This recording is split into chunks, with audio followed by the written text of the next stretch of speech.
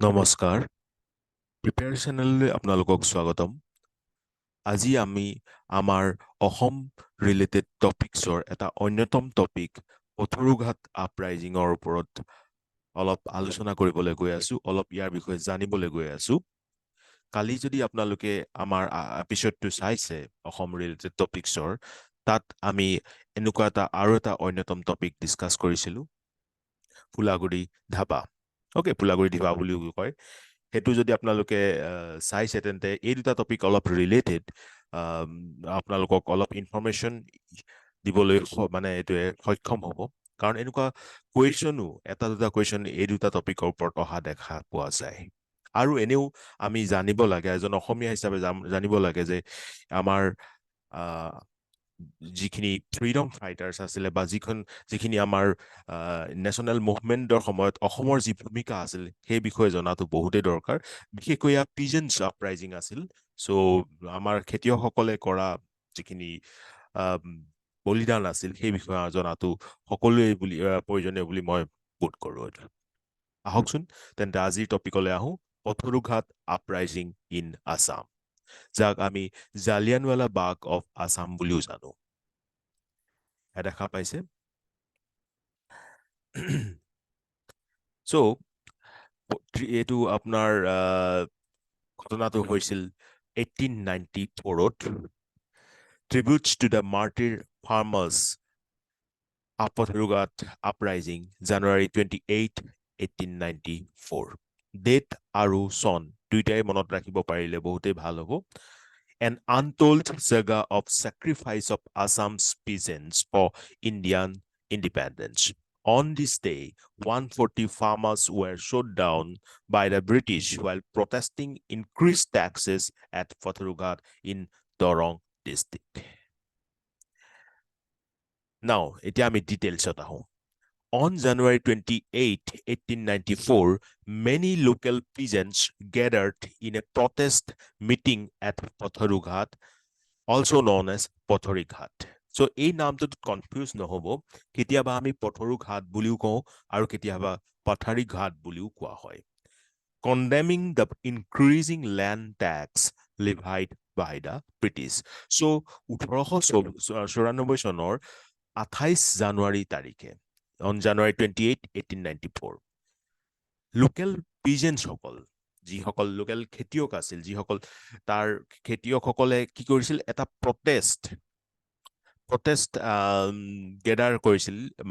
কৰিছিল পথৰুঘাট বা পথৰীঘাট নামৰ জেগাটুকুৰাত কিয় কাৰণ ব্ৰিটিছসকলে লেণ্ড টেক্সখিনি মাটিৰ ওপৰত যিখিনি মাটিৰ ওপৰত যিটো টেক্স সেইটো বঢ়াই দিছিল তাৰ এগেইনষ্টত প্ৰটেষ্ট সাব্যস্ত কৰিবলৈ 1894 চনৰ 28 জানুৱাৰী তাৰিখে এই লোকেল পিজেন্টসকল পথৰুঘাট নামৰ জেগাত একেলগ হৈছিল গেডাৰ হৈছিল thousands of people from various villages came forward to take part in this meeting হাজাৰ লোক ইয়াত আহি পেলাই এই মিটিঙত যোগদান দিছিল The frequently increasing tax rates left the poor farmers in a state of despair. যদিও আমি ব্ৰিটিছসকলক আমি প্ৰথমতে তেওঁলোকক এনেকুৱা এটা বেয়া চকুৰে চোৱা নাছিলো অথচ তেওঁলোকলৈ আমি এটা থেংকফুল নোটতহে আমি তেওঁলোকক ট্ৰিট কৰিছিলো কিয়নো তেওঁলোকে আমাক যিটো মানৰ আক্ৰমণ আছিল তাৰ পৰা আমাক উদ্ধাৰ কৰিছিল বাবে তেওঁলোকৰ ফালে আমাৰ ইমান এটা বেয়া চকু নাছিল ৰাইট আপোনালোক সকলোৱে জানে ট্ৰিটি অফ ইয়াণ্ডাবু ৰাইট কিন্তু লাহে লাহে যেতিয়া আমি ব্ৰিটিছসকলৰ অসমৰ মানুহৰ ওপৰত যেতিয়া তেওঁলোকে এক প্ৰকাৰে এক্সপ্লইটেশ্যন কৰিবলৈ ষ্টাৰ্ট দিলে আৰু সেয়া কেনেকৈ দিছিল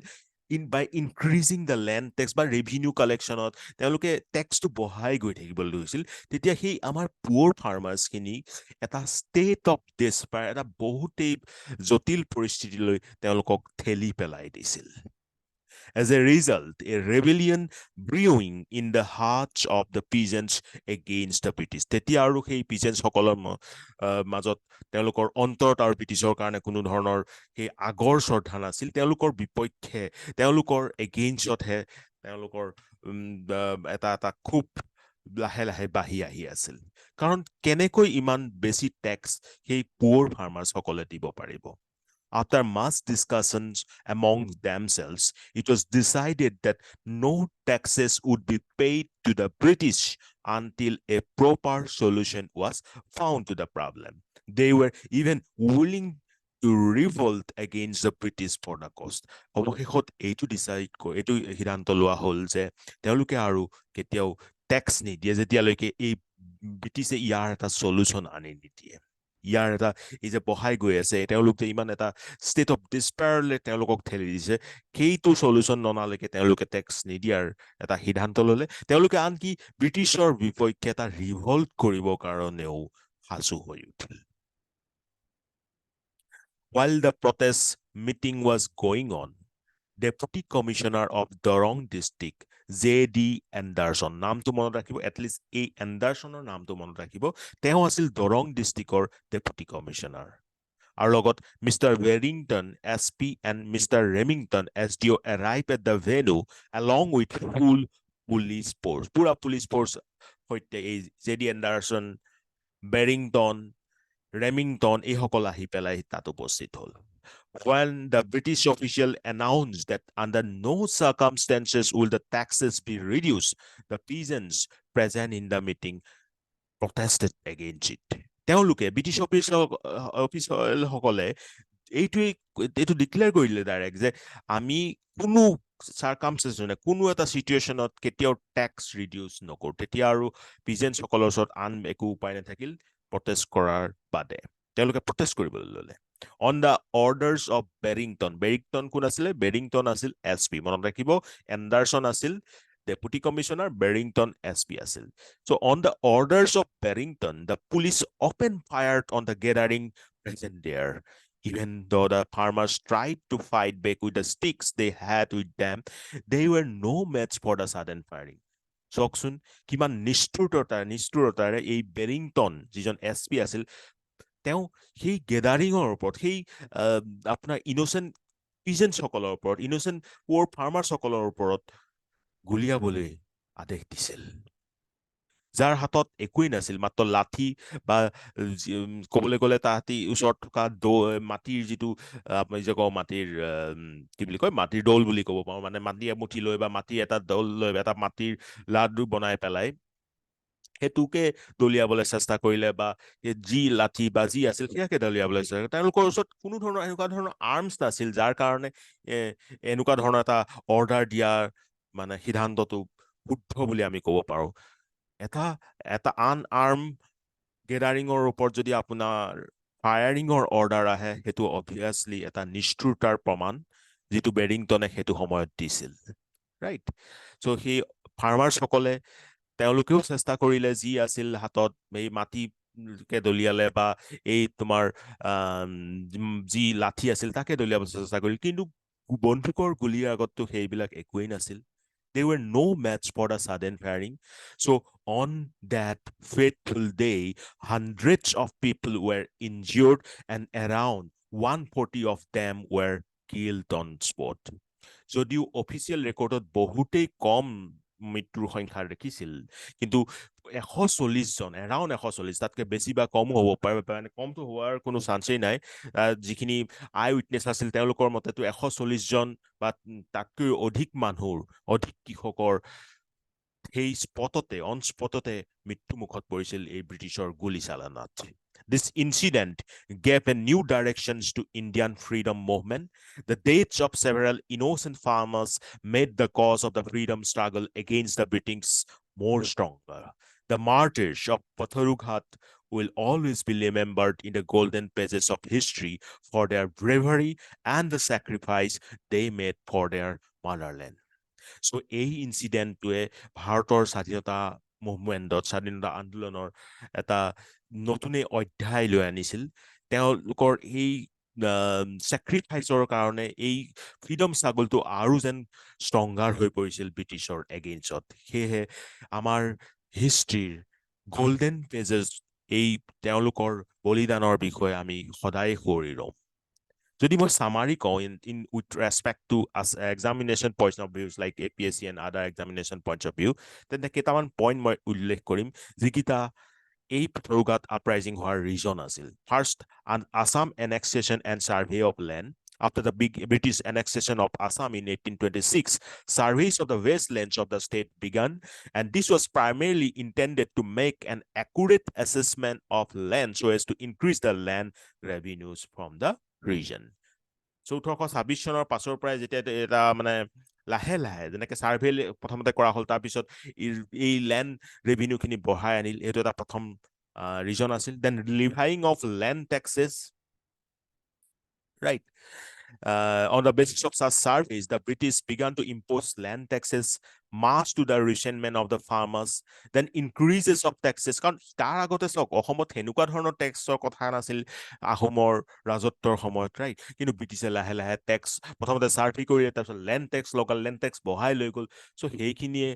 পিজনসকলক বা ফাৰ্মাৰসকলক এটা বহুত বেয়া পৰিস্থিতিলৈ ঠেলি দিছিল. Increases of taxes. In 1893, the British government decided to increase the agricultural land tax reportedly by 70 to 80%. 70% land tax বঢ়াই দিছিল 1893 চনত. Rice mill across Assam. Until 1893, peasants would pay taxes in kind or provide a service in lieu of cash. Across Assam, peasants began protesting the British move of increasing taxes by organizing rice mill or People's Convention. আগতেতো মই কৈছো আগতে কি আছিল এনেকুৱা ধৰণৰ কেছৰ সলনি কি কৰিছিল পিজেন্টসকলে মাত্ৰ সাৰ্ভিস দি পেলাই টেক্সৰ সলনি সাৰ্ভিস বা বেলেগ কিবা বস্তু দি পেলাই টেক্স পে কৰাৰ ধৰণৰ সিস্টেম আছিল. সো এই 1893 চনত বহুৱা প্ৰটেষ্টৰ মানে টেক্সৰ বিৰুদ্ধে প্ৰটেষ্ট কৰিবলৈ তেওঁলোকে ৰাইজ মেল অৰ্গেনাইজ কৰিছিল আৰু ৰাইজ মেল হৈছে পিসফুল পিপলছ কনভেনচন. তাত কোনো ধৰণৰ অস্ত্ৰপাতিৰ কথা নাছিল, শান্তিপূৰ্বক আলোচনা মানে গণতান্ত্ৰিক পদ্ধতিৰে এই কিবা এটা বস্তুৰ কিবা এটা এক্সপ্লইটেশ্যনৰ বিৰোধিতা কৰাটোৱে আছিল তেওঁলোকৰ মুখ্য উদ্দেশ্য, গণতান্ত্ৰিক পদ্ধতি বা peaceful way, right? Repression by British. Despite this gathering at rice mills being democratic, the British perceived them as breeding grounds for sedition. So whenever there was a rice mill, the British used to come down on it with a heavy hand to disperse them. যদিও এইটো গণতান্ত্ৰিক মানে পদ্ধতিত তেওঁলোকে কৰিছিল মানে আপোনাৰ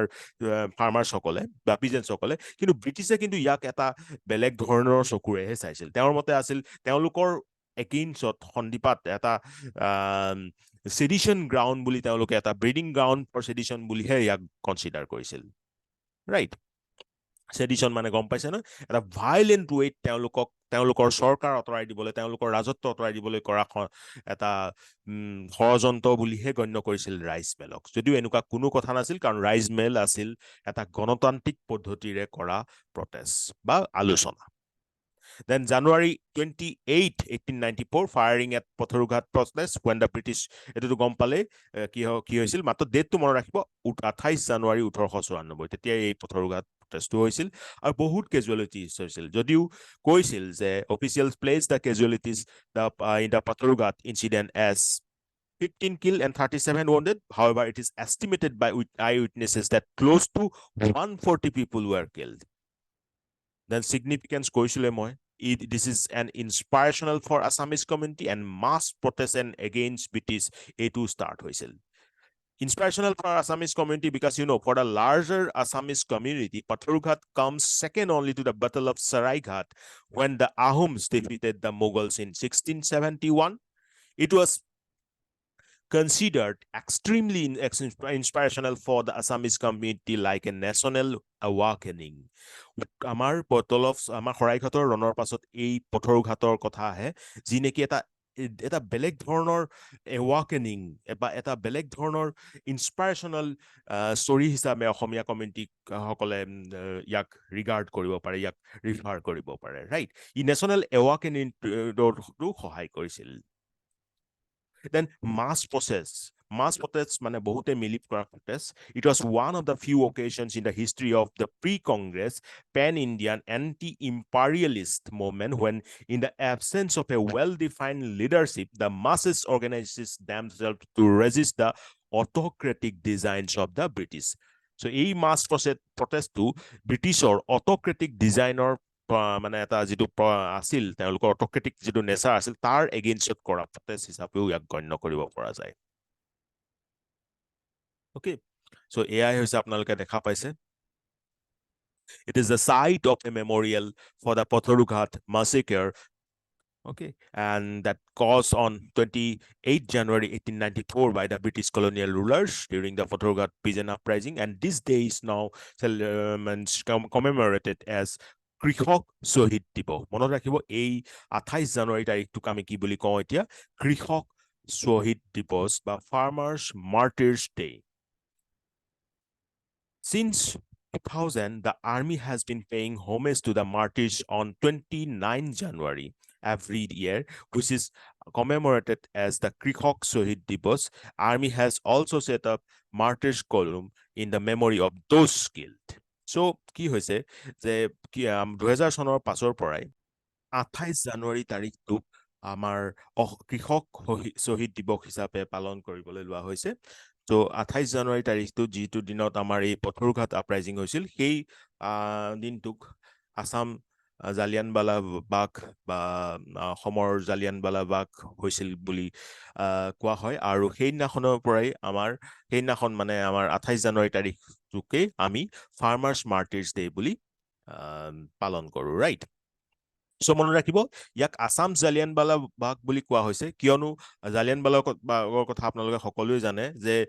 ইয়াৰ just 25 years আগতে 25 বছৰ আগতে মানে জালিয়ানৱালা বাগ কেতিয়া হৈছিল 1919 চনত তাৰ 25 বছৰ আগতেই এই অসমত যিটো পথৰুঘাট মেছাকাৰ হৈছিল সেইটো এটা বহুতেই এটা কি বুলি কয় ব্ৰিটিছৰ নিৰ্দৰতাৰ প্ৰমাণ হিচাপে থিয় হৈ ৰয় আৰু সেয়েহে আমি পথৰুঘাটৰ আপৰাইজিংটোক আসামছ জালিয়ানৱালা বাগ বুলিও কওঁ চ' এয়াই আছিল আমাৰ